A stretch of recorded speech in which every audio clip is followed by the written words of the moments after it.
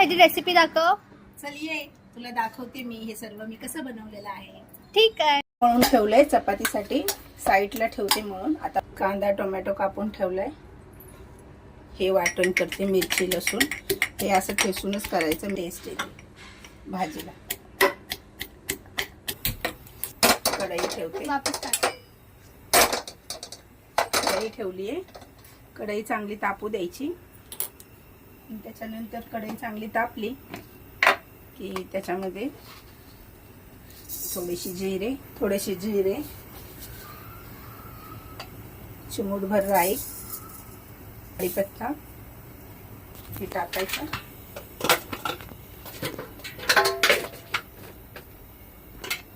दोन चम्मच तेल. चांगलं तडतडू द्यायचं. बघा कसा आवाज येतो. आवडलं तेलामध्ये. जिऱ्यांचा जो कच्चेपणा असतो ना चांगला भाजल्यामुळे जातो आणि मग भाजीला चव येते. आवाज बघा कसा येतो.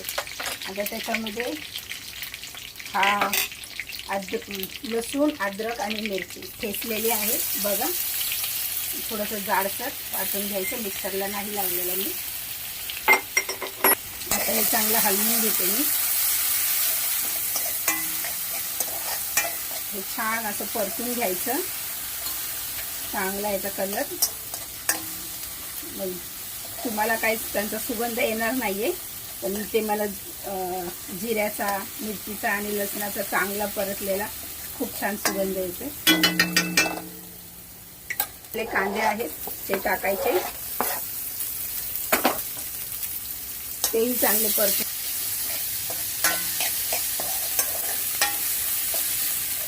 परतून झाले. त्याच्यामध्ये हा टोमॅटो टाकायचा चिरलेला.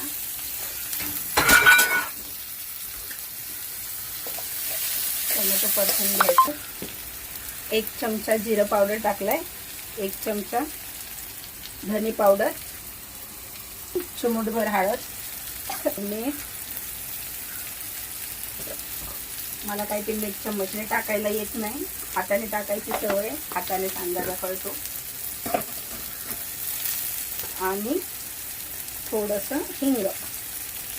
परत एक वेळेस परतून घ्यायचं चांगलं.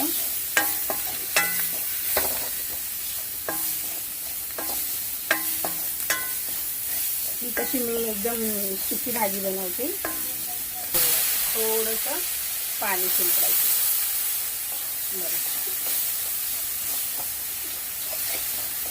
छान मसाला झाला याचा. मस्त एकदम सुगंध येते भाजीचा. आता ह्याच्यामध्ये दिलेली पत्ताकोबी टाकायची.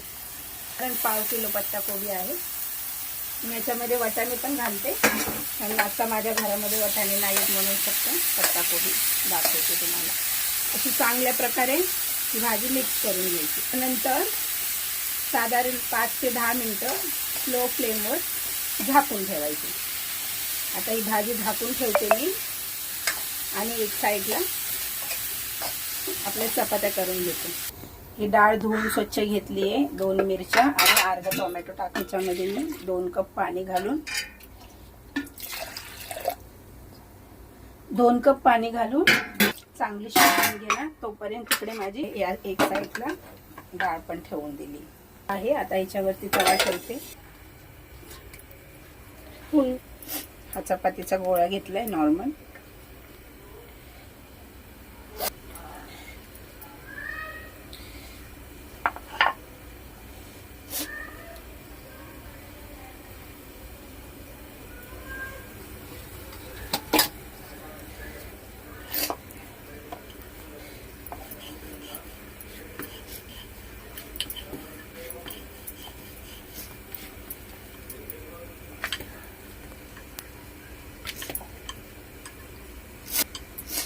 आता तवा तापलेला आहे. तापलेल्या तव्यावरती चांगल्या प्रकारे चपाती बघू शकता. तवा पण चांगला तापलेला आहे. चपाती मी तव्यावरती टाकते.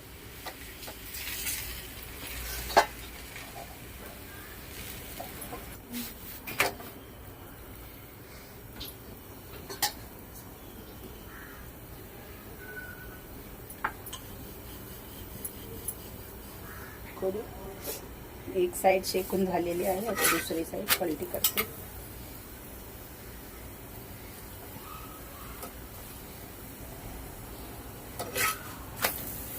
एकदम मऊ अशी चपाती झालेली आहे, बघू शकता तुम्ही.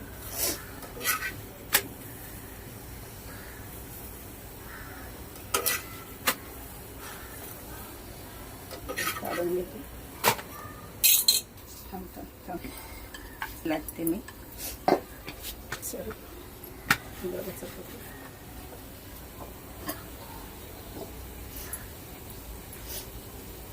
एक साईड शेकते आणि बघा आता दुसरी साईड पलटून घ्यायची.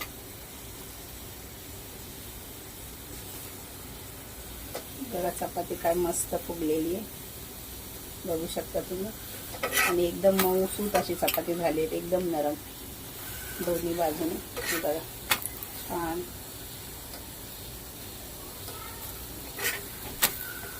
हे बघा मस्त चपाती नरम झालेली आहे. गरम पाणी टाकलंय मी, चांगल्या प्रकारे घोटून घेणं. थंड पाणी नाही टाकायचं, थंड पाण्याने डाळीला चव येत नाही. थोडीशी चिमूटभर हळद टाकेल मी, बस. मीठ. परत एकदा हलवून घ्यायचं. बघा तशी जास्त पातळ नाही, जास्त घट्ट नाही, एकदम पेटवलेलं आहे. त्यावर हे भांडं ठेवलंय मी डाळीचं. याच्यामध्येच डाळ करते मी. तेल टाकते, त्याच्यामध्ये हा कढीपत्ता, थोडीशी राई,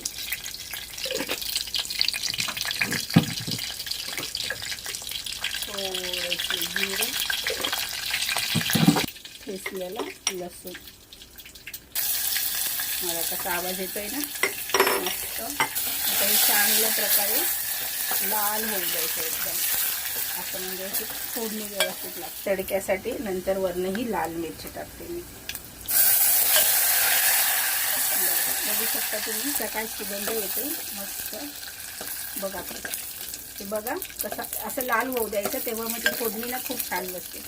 आणि मी तुम्हा सर्वांना सांगेन, एकदा तुम्ही ना ही अशा प्रकारे ना डाळ ना एकदा ट्राय. काय मस्त. 5 मिनिटं बघू शकता तुम्ही की छान ही सुगंध माझ्या किचनमध्ये पसरला आहे ना मस्त. आणि डाळ पण बघू शकता तुम्ही किती सुंदर झालेली आहे. अशा प्रकारे ना तुम्ही डाळ बनवून बघा. आणि आज मी ना एक स्पेशल खीर बनवते निमित्त, कारण माझ्या घरामध्ये कोणी जास्त पुरणपोळी खात नाही.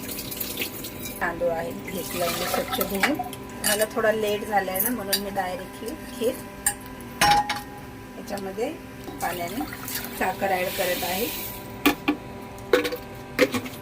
आता मी हे असंच साखर ऍड केलेली आहे मी. आता मी ठेवले गॅसला. ही अशी खीर बघा किती छान प्रकारे शिजवली घ्यायची. ही मस्त झालेली आहे ना. काजू, बदाम, पिस्ता, आणखी इलायची पावडर हे सर्व आहे. मध्ये तूप आहे. आता हे सगळे टाकते मी. चारोळी आहे, चारोळी पण छान लागते खीरीमध्ये. सर्व चांगल्या प्रकारे हलवून घ्यायचं. आहे गरम केलेलं आहे ते सर्व याच्यामध्ये टाकायचं. चांगली उकळी येऊ द्यायची.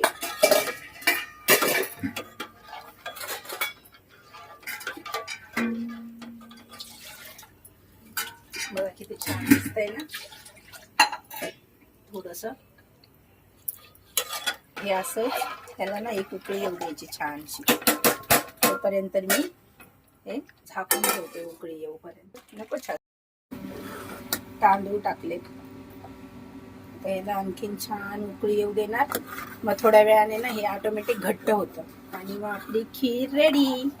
बघा किती छान यम्मी दिसते का नाही. बघा आता हे आणखीन ना थोडा वेळ ठेवली ना मी 5-10 मिनिटं, तर ती घट्ट होऊन जाणार.